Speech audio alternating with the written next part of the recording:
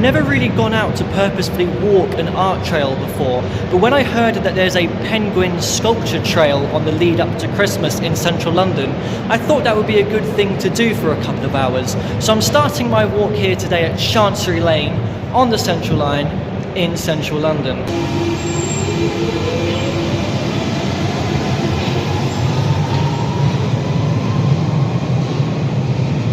Now, when Chancery Lane first opened in 1900, it had lifts, but when escalators were introduced and that became the quicker way to let people exit the station, this station was replaced with escalators. Now, Chancery Lane station is right on the very edge of the City of London, but it doesn't have a station building, just subway entrances. Now, because escalators are at an angle where lifts are vertical, when escalators were introduced at Chancery Lane, the station entrance was moved, but the old entrance can still be seen here. It's pretty obvious as the building is labelled Chancery Station House. And the old station entrance is much closer to the actual Chancery Lane, and if I head down, I should find my first penguin. I thought I'd first just take a quick peek inside Lincoln's Inn, because I've never wandered around this area before. I didn't know if it was completely private and you weren't allowed. This is there's some fantastic buildings in here.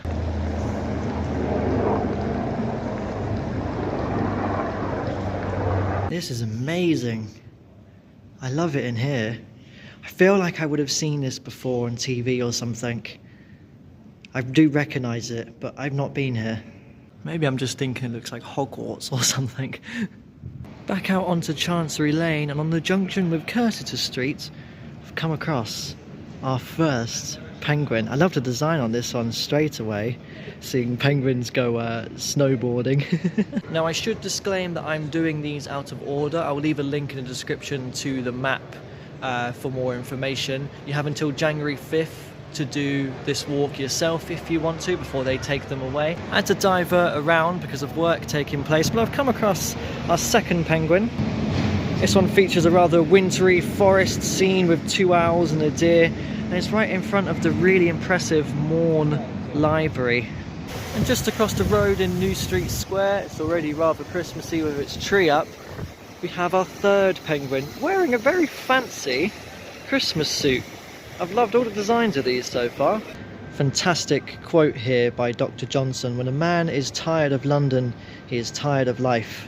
I stand by that, and that's actually our next location. Dr. Johnson's house can still be seen in Gowes Square. He was an author most known for the dictionary, actually, and a statue of his cat is also present, a cat called Hodge, which is right next to our next penguin. Gowes Square is also home to the first independent radio company in Britain. It's a very interesting little area just tucked behind Fleet Street. Make sure to visit it if you're ever in the area.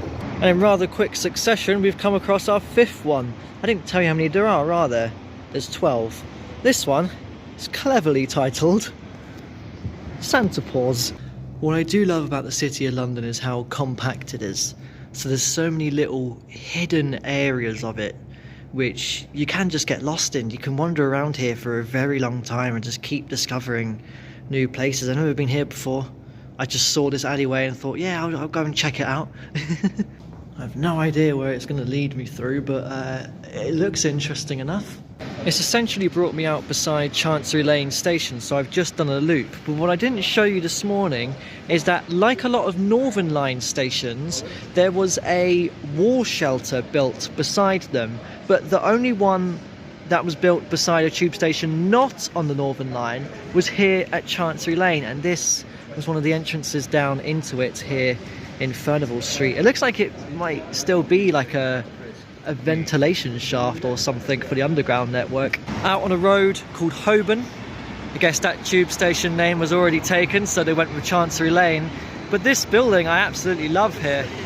And it's here at the junction of Fetter Lane by Holborn Circus that we reach the halfway point. 6 out of 12 penguins down. I'm standing on Holborn Viaduct, where the view behind me would have once looked very different. It runs in a sewer underground nowadays, but once the waters of the River Fleet would have flown right underneath the bridge which I'm standing on. We talked about the River Fleet recently on the Camden Town Vintage Bus Running Day when we were on Hampstead Heath, as that is where the River Fleet rises. And this view might change again in the near future, as this building over here is part of Smithfield Market, where it's just been announced that soon they will be closing up shop forever. I don't quite know how I walked through Holborn Circus without spotting this penguin. I had to come back for it, but that's 7 done. And once over Holborn Viaduct outside of City Thameslink Station, we've got our 8th penguin, decorated in Christmas baubles, and opposite a rather nice church.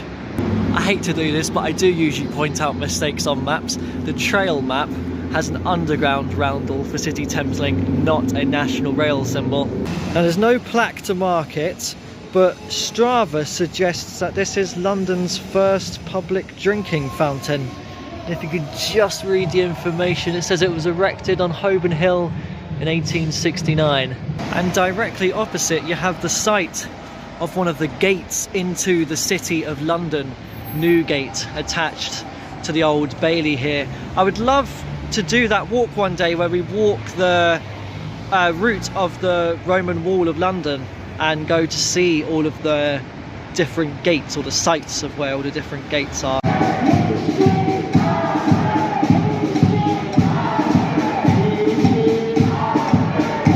We've moved on up to the second entrance to City Thameslink Station, where its platforms are so long that both entrances are essentially at the same location of an entrance to 2 old stations. Holborn Viaduct, this one, and the one we were at earlier, Snow Hill. It's a bit of an odd station, being underground but not on the underground. Even a name is a bit of an odd choice. I'm surprised they didn't go with Ludgate Circus, where we now are, on the street actually, where the River Fleet would have once ran. Hence why we're actually at the junction of Fleet Street. And it's here at Ludgate Circus that we come across our next penguin. It's getting quite busy now. I think a lot of city workers are out for lunch. Come across another one here. I love the caption on this one. It's pigwinning to look a lot like Christmas. This one's a little tucked away. St Bride's Passage. It's away from Farringdon Street, which is the River Fleet Road. I'm really enjoying wandering around trying to find these. It's something very different to what I usually do. I usually have my walks planned and ready, and I know what the route is. But this one, because I'm following a trail, I don't quite know where I'm going to end up. And I'm visiting places today which I've never been to in the City of London, like here at St Bride's Passage. So this is a pretty interesting discovery of the square mile Roman Londinium, which I haven't done before. Trying to hunt for these as well is quite interesting, because, you know, as I said, I didn't know where this one was at first. Ah, I love this one, dressed like an elf. This is our penultimate one, and it's right outside of the Blackfriar pub. Trust me to get distracted though by Streets roundel. You don't come across that one very often. And also on this sign, the fact that it still mentions British Rail for Blackfriars Station and not National Rail. This is also before it was rebuilt for the station to actually straddle the River Thames. I didn't even know there was a subway here. I was just going to cross the street to get over to the station, but I noticed this existed. This is very strange. No one's taking this. Artist's impression of the new North Station common entrance. Well, you don't need to give me an impression of it. I can see it in real life now. It's a huge station and definitely one of my favourites in London, just for the view over the River Thames alone from the Thameslink platforms. I'm on Blackfriars Bridge, where right next door you do have the railway bridge. We also have some red pillars in the Thames here, which belong to the old railway bridge before Thameslink came along. And I was wondering if I might see some sort of hole in the wall or something, anything to indicate that this is the confluence of the River Fleet. This is where it runs out into the River Thames, but I don't see anything to indicate that. I assume if there is anything to indicate that, it will be directly underneath Blackfriars Bridge, considering the River Fleet is passing underneath the road all the way up. It'll be somewhere where that structure is underneath the bridge.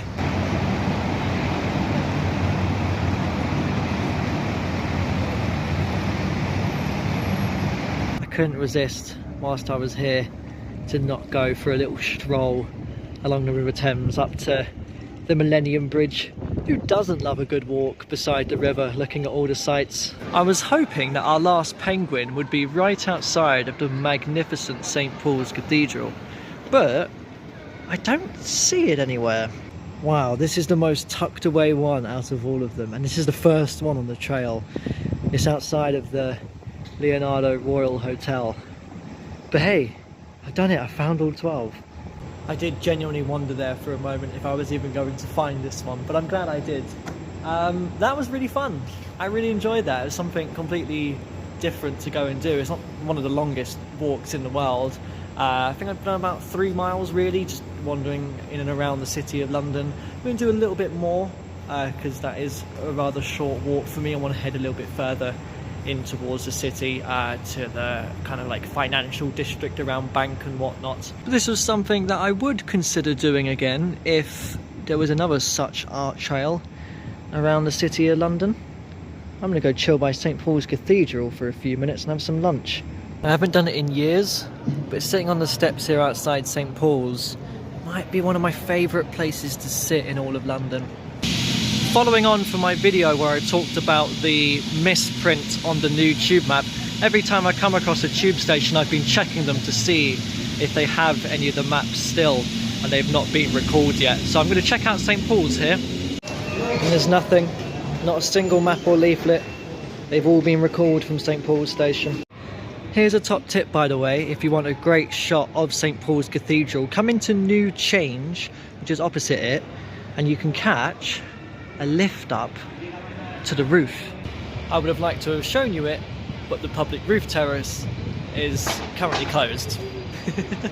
Made it up to Mansion House station, which is not the closest station to Mansion House. Let's go see if this one has tube maps. No new ones, but they got the December 2023 ones instead. Aha, I knew it was around here somewhere. The house of Richard Whittington, Dick Whittington, Mayor of London, still on this site, 1423. He was buried in a church that's just over there. Cannon Street Underground Station. Might as well keep checking them if there's so many in close proximity. No, nothing. Here's the actual Mansion House with one of them blue police boxes, which you only really get in the city of London over there, which is right beside an entrance to Bank Station. So Mansion House is definitely not the closest station to it. Might as well check every one of Bank's 89,000 entrances. I would like to, but you don't have any. Okay, we'll leave the maze of corridors that is Bank Station via exit 9, which actually splits into two. That's exit 9, but there's a bonus exit to Bank Station, which at first looks like it's leading towards a mini golf place. I had no idea there was a mini golf tucked beside Bank Station.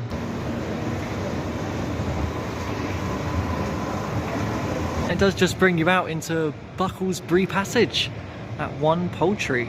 I guess the entrance is technically just for the mini golf place, but you can use it as like an unofficial entrance to Bank Station. I like standing outside the Bank of England because you've got these old historic buildings, and then you just got the mammoth glass skyscrapers towering behind them, which are just so much newer and bigger. It's a real juxtaposition between new and old, and there's a statue here of someone called James Henry Greathead, who designed the Greathead Shield used to dig the City and South London Railway, what is now part of the Northern Line Monument Station. No, the City and South London Railway's original terminus was King William Street, the first deep level terminus tube station in the City of London, but it only survived 10 years when the Northern Line, what is now the Northern Line, was extended north to serve Bank and Moorgate, further up towards Euston, and then, you know, amalgamated with a bunch of different lines and becomes the mess of the Northern Line we know today. And King William Street Station is on the site next to the monument to the Great Fire of London, which of course was started in Pudding Lane back in 1666. Strangely shaped Sky Garden building. You can go up that for free if you manage to actually get a ticket for it. There's the infamous story, of course, that due to the design of it, when it first opened, if the sun shone on it at a particular level, it would just fry cars that was parked down on the street. There's a huge queue for it at the moment. I would suggest going early in the morning, which I did. That's the only time I've ever been up there, and it was great fun. But I know that there's another huge viewpoint on top of a building now which you can go to, but again, I think getting in is going to be quite tricky with how many people want to do it. There's also a lesser known roof garden nearby at 120 Fenchurch Street. You don't need to book tickets for that one, you just do a bag search and they let you up. But I've moved on over into Leadenhall Market. It's one of my favourite locations in the City of London, but I've never come across this building behind me, Bolton House. I really like how this looks.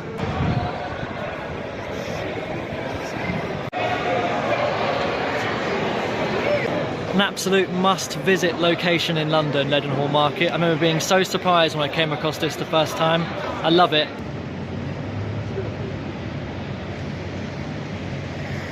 Moving on up to Liverpool Street, there's so many places to take note of. I've skipped over to Gherkin, for example, which is worth standing at the bottom of one day. But I will take quick note of St Ethelburga's Church here, which is the smallest church in London. You could easily walk right past it without even realising. I'll also quickly take note of this Victorian bathhouse here, which feels very hidden away almost. It's great that little stuff like this survives with all of the other, you know, huge office spaces and all that around this area now.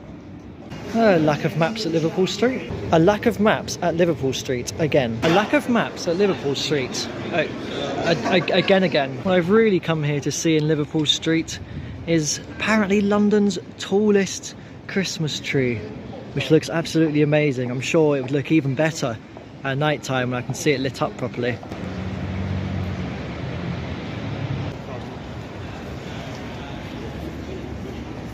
I'm in Devonshire Square. I've never been here before.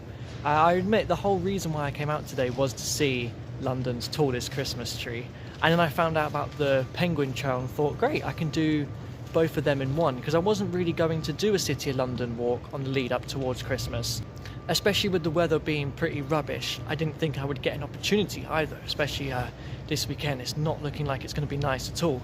But I saw this little gap, this little break, where I thought, yes, that's the opportunity to go and do this, and I'm really glad I did, because the City of London is such an interesting place to do a walk around, because there's so much history hidden in plain sight. And compacted into such a small area as well, and I've had a lot of fun today. I'm going to end my walk today at Aldgate Station. A great view looking down into it from the back here. That walk ended up being a little longer than anticipated, but I think that's just because GPS gets a little bit fiddly when you buy all the big buildings in the City of London. Right, one last look for tube maps? No, didn't think so. I'm in... Okay.